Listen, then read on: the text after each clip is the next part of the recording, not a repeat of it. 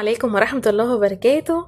أهلا بيكم. النهاردة إن شاء الله هنعمل الرز المعمر الفلاحي على أصوله بكل تكاته وحركاته. إن شاء الله هيعجبكم، هقول لكم على كل أسراره إن شاء الله وتكاته عشان يطلع معاكم أحلى رز معمر، ويطلع رز معمر مظبوط جدا والوش بتاعه مظبوط إن شاء الله. الناس بقى اللي بتشتكي من الرز المعمر بيطلع معجن معاها أو بيطلع من غير وش، هنعرف كل حاجة إن شاء الله عشان نعرف إزاي يطلع مظبوط معانا ونتفادى كل الأخطاء ونعرف إزاي يطلع مظبوط ان شاء الله. انا عندي هنا مقدار الرز بتاعي ده كيلو من الرز. انا غسلاه ونقعاه لمده ساعتين. تمام، نقعته لمده ساعتين في ميه مش في لبن. تمام، وبعد ما نقعته شوفوا الحبايه بتاعته بتبقى خلاص طرت، يعني بتتكسر. شايفين ازاي؟ شايفين بتتكسر بسهوله ازاي؟ بقى طري معايا عشان يستوي كويس في اللبن ويبقى حبايته مظبوطه ويطلع معاكم مظبوط ان شاء الله. لازم يتنقع، يعني بصوا ده يعني ده اساسي، لازم يتنقع كويس جدا في الميه مش في اللبن لمده ساعتين. تمام كده، يبقى انا كده غسلت الرز بتاعي ونقعته لمده ساعتين. عندي هنا بقى كل كيلو رز كل كيلو من الرز هياخد كيلو من اللبن. على فكره كمان الرز لازم يكون رز مصري، ما ينفعش يكون رز هندي، لان الرز الهندي الرز المصري بيكون النشويات فيه بتكون عاليه، ما ينفعش الرز الهندي. تمام كده، عندي كل كيلو من الرز هياخد كيلو من اللبن. تمام كده، ده لبن بلدي عليه القشطه بتاعته. انا غليت اللبن ده وبيته في التلاجة لمده ليله، فعمل ما شاء الله طبقه قشطه كبيره. لو انت هتستخدمي حليب مش بقشطه، يبقى انت هتستبدلي وش اللبن بعلبة قشطة. يبقى لازم تشتري علبة قشطة عشان تضيفيها على الرز المعمر بتاعك ويطلع طعمه حلو ان شاء الله. عندي بقى هنا السمنة بتاعتي دي حوالي 150 جرام من السمنة او كوباية من السمنة. تمام كده، دي بالظبط كوبايه من السمنه. انا مستخدمه نوع سمنه كويس ما شاء الله، ريحته عامله زي البلدي بالظبط، زي ريحه الزبده. عند الصينيه بتاعتي اللي هسوي فيها الرز المعمر بتاعي، او في طاجن. لو عندك طاجن يا سلام بقى، الرز المعمر في الطاجن بيبقى حاجه كده ملهاش حل. ما عندكيش طاجن بقى هتعملي فيه الصينيه العاديه دي، صينيه مقاس 30، والصينيه بتاعتك لازم تكون ناشفه ما يكونش فيها ميه. تمام كده، هاخد حته بقى من السمنه عندي كده وهدعكها في ارضيه الصينيه. تمام، عشان الرز بتاعنا ما يلزقش في ارضيه الصينيه. هاخد حته زي دي كده وهدعك بيها الصينيه بتاعتي. تمام. عايزه اقول لكم المعمر بالسمنه البلدي او بالزبده بيبقى جامد جدا، يعني بجد حلو جدا.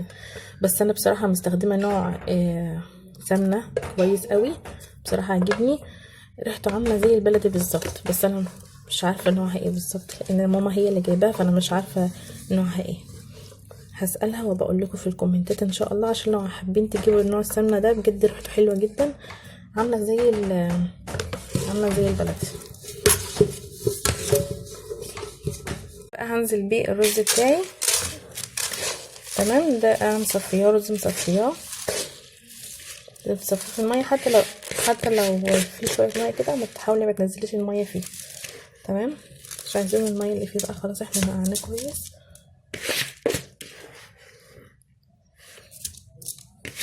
يبقى انا حطيت الرز بتاعي في الصينيه زي ما انتم شايفين كده. عندي هنا بقى السر اللي بيخلي طعم الرز بتاعك مظبوط، هو معلقه من السكر او معلقه من العسل الابيض. لو عندك عسل ابيض حطي معلقه من العسل الابيض. تمام، وهتوزعيها على الرز كده، بيخلي طعم الرز المعمر مظبوط. وعلى فكره عشان ما حدش يقول هيبقى مسكر، لا مش بيبقى مسكر، لان احنا بنحط ملح، فالطعم بيعادل بعضه، الملح بيعادل السكر، فالطعم بيطلع مظبوط جدا. واحسن لما بتحط ملح بس، الطعم بتحس ان هو مش حلو قوي زي ما بتحط معلقه السكر دي، بتظبط الطعم جامد جدا. تمام، وهحتاج كمان معلقه من الملح طبعا بتحدديه على حسب الكميه اللي انت عاملاها. انا عامله كيلو من الرز، هياخد معلقه مليانه من الملح. تمام، هوزعها برضو كده على الرز. تمام كده، عندي بقى اللهم صل على النبي، الحليب او اللبن. ننزل كده باللبن الاول. شايفين ما شاء الله هو عامل طبقه طبقه كبيره من القشطه، يعني انا مش محتاجه ان انا احط قشطه. لكن لو عندك الحليب زي ما قلت لك مش عامل قشطه، يبقى هتضطر انك تحطي علبه من القشطه عشان يظبط لك الطعم. تمام، هظبط بس ههز الصينيه كده عشان الرز السكر والملح يتغلغل في الرز يبقى مظبوط. تمام. شايفين اللبن عامل ازاي او عقد الحليب عامل ازاي؟ يعني يا دوبك مغطي الرز، ما تكونيش شايفه الرز من اللبن. تمام كده. هاجي بقى عندي السمنه بتاعتي، هوزعها على وش الرز او المعمر كده. هو كده كده اصلا لما يغلي السمنه دي كلها هتسيح، بس انا بحاول اوزعها في كل حته كده عشان السمنه تبقى مظبوطه، يبقى كل مكان في المعمر واخد سمنه كويس. دلوقتي ده كده الرز المعمر بتاعي بعد ما نقعته ساعة بالظبط في الحليب.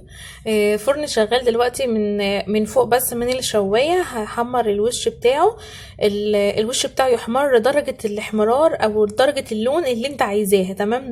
درجة اللون ده ترجع ليك. هتحمري الوش الاول وبعد كده هتفصلي الشواية وهتغطي الصينية عشان الرز بتاعك ما يتحرقش معاكي. تفصلي الشوايه، تغطي الصينيه، هتشغلي من تحت بس، تسيبيه بقى يستوي على نار هاديه كده. انت الاول هتحمريه على نار عاليه على درجه حراره 200، وبعد كده هتقفلي الشوايه، هتغطي الوش بعد ما يتحمر، وبعد كده هتشغلي الفرن من تحت بس. تمام. عشان الرز بتاعك يستوي.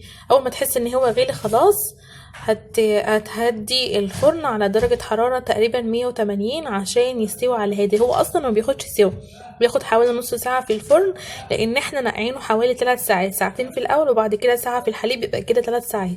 ما بياخدش وقت في السوا خالص، بيستوي معاكي بسرعة. بس الخطوة المهمة بقى او المفروض تركزوا عليها هي السوا. اهم حاجة هي السوا. الشواية تاخد لون الاول، لان لو الحليب نشف من على الرز وما اخدش لون يبقى مش هيعمل وش.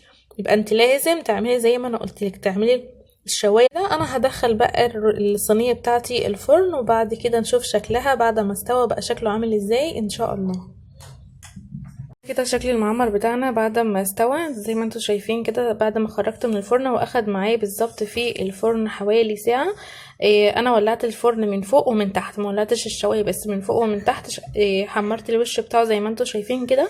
لما اخد اللون ده رحت مغطيه الصينيه بغطا وطفيت الشوايه، وفضلت سايبه بقى الفرن من تحت على درجه حراره 180. استوى على راحته وما شاء الله مستوي زي الفل. انا اختبرته من النص، لو انت اختبرتيه من الجنب كده، الجنب بيستوي بسرعه عن النص على فكره.